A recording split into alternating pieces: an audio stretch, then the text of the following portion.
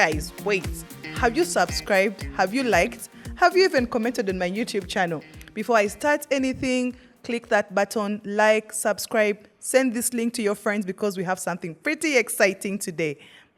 Now, let's talk about boarding schools. Let's talk about how much boarding schools really framed us to be. Most times we talk about the horrible stories, but little do we talk about the lessons we learned from those horrible stories. So today's podcast is going to focus on that, and I hope you're ready for a ride. Survival mode. Guys, if there is anything I learned, or you and me learned in boarding school, for those who went to boarding school, was to survive. Let me tell you an interesting story. So we are in senior 4. Of course, we are adolescents. It's a single girls' school. What do girls want in any school? They want to see the boys. So I feel like our teachers played us on this one. They should have shared this information early, but they were very tactical on sharing it very late. So our teacher comes and says, hey, senior 4, guess what? It's 8 p.m. It's prep time. We have 1 hour to end prep. And then she says, tomorrow we are going to a boys' school. There's a single boys' school in Ginger. And these are girls. We are girls. They're telling us we're going to a single boys' school tomorrow. And then she says, now, you have 1 hour. We're going to close prep. So prep won't go to 9. So use this hour to prepare for the trip tomorrow morning. And we leave at 5 a.m. I've never seen girls of that age quickly get into survival mode and prepare to meet the boys. Guys, we're going to dormitory. The first thing we do is get our blue uniforms, wash them crimson blue, and then people get towels. We dried those uniforms. You could think they were coming from a dryer. And after that, we were able to iron. We spent the entire night prepping for that amazing, seminar with these boys. So just looking back at that, it really made me realize how boarding school would put you into survival mode and you would quickly adapt. Think about the showers, right? The cold showers. You don't think about the time that you're going to shower if it's 5 a.m. You don't think about the cold water, but what you're thinking about is, I have to go for morning prep or else this guy is going to come and chase me and really give me my canes. So you would go to the shower, scream for the first 10 seconds, or sometimes even dodge it, but keep showering because you had to show up. You had to get all this chaos that was happening around you, and you had to make sure that you show up, right? Look at us drying uniforms to go and attend a seminar because it was compulsory, but also we had the opportunity to see some boys. Now let's just take a little bit of a walk back into our career lives. Most times into our jobs, we are thrown into chaotic workspaces, and you quickly adapt because this comes from childhood. You have to adapt. Either you adapt or people are going to leave you behind or people are going to call you names and they're going to tag you. And in the generation in which I grew up, there was no time to wait for you. And this also, went straight into our friendships, the friends we made at school. Guys, I know most of us had cliques in school. It was a must. There was either a clique of girls, and then you had a fancy name that you're calling yourselves. Those who went to boys' school, I'm sure the same thing happened, or even people went to mixed schools. So there was a clique of friends. Personally, I had a clique of 3 girls, and we used to call ourselves the Blue Threes. Don't ask me why the Blue Threes. We don't even look like them, but it's okay. We were the Blue Threes, and we knew every song on radio. We knew Hitachi. What song? Where you are with, Blue 3 and then, radio and Weasel. And then, guys, we were the cool Blue Threes at school.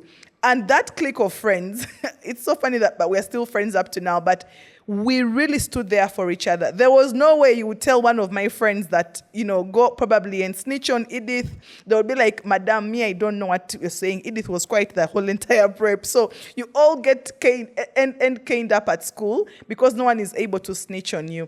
And that thing, follows that into workplaces because sometimes we are taught how to network. As children, no one gave us a script of, this is how you network. But you find yourself, you find your tribe, you find your people, and you're able to flow with them. So we learned how to network in school with no script, but just with circumstances around us. And that's why sometimes I really enjoy boarding school because no one gives you a script. You have to find your footing. It's not this boarding school where you have half day.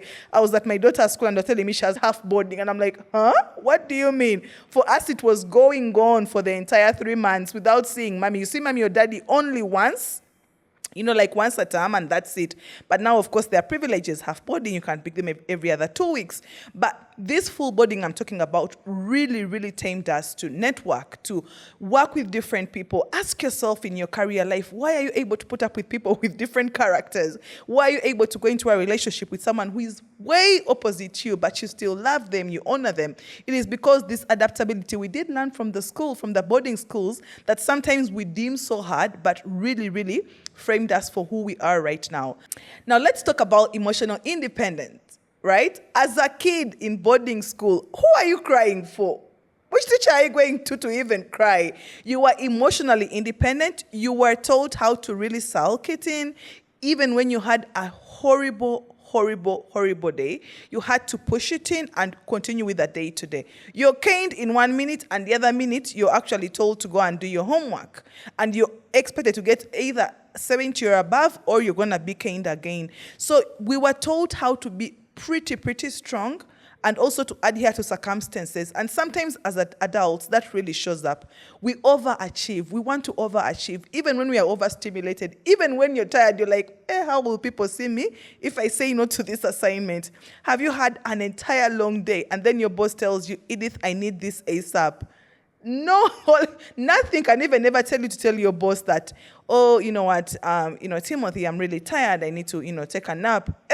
Your boss has said he needs this. You can't take a nap because in your mind, you're supposed to overwork, to overachieve. That is how you're deemed strong. So even with that tired mind, it's 6 p.m., it's 10 p.m., you're working and you're overachieving and you're putting yourself into that situation. Think about also your boss. They don't really, it's not innate in them to give you that assignment and say it is late. You're supposed to overwork because that's also what they all know.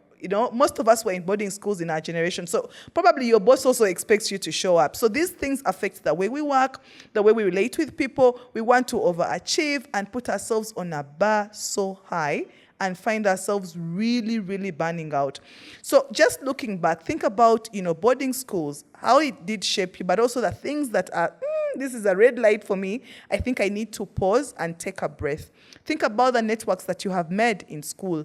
Right? Think about the networks you are making in your organization right now or in your workspace right now. When you have a room full of opportunities, how do you show up, right? Are you able to quickly get one person, you're like, this is my person I'm going to speak to and pitch my idea to, or you're shrinking out? It's always important for us to reflect, looking back on the few things that we've learned through school, those stories that stand out to you, those survival stories, those friendships that you made, that how you were told to be emotionally independent as a kid, and how are they showing up into your career, into your life, but also into your relationship, right? Are you the person that is going to be strong when the wave is coming? Or it's okay for you to find an emotional space where you can cry out your emotions, speak to someone, talk to a friend. Are you able to network as an adult right now? Because as kids, it was so easy to network. Friends keep saying, Banange, adult friends are the hardest to find. But are you putting in the work? Because in high school, we put in the work. If you had a friend, you're there for them. You don't snitch on them. You had rules that you followed as friends. Is that something you're doing right now into your adulthood? Or you're saying, I have too many responsibilities and I'm out. And that's how we are losing friendships. That's how we are losing networks. I find people of my age saying, I don't have friends. And I'm like, how? Are you putting in the work that we were putting in school? And lastly, emotionally independent. At the end of the day, you are a boss, you are a manager, you are a supervisor. Are you the one giving your colleagues work between 6 to 9, at night because you expect them to be high achievers, because that is all that you learned when you're in school? Let's drop those habits, right? Because sometimes it is important for us to think about the people that we work with.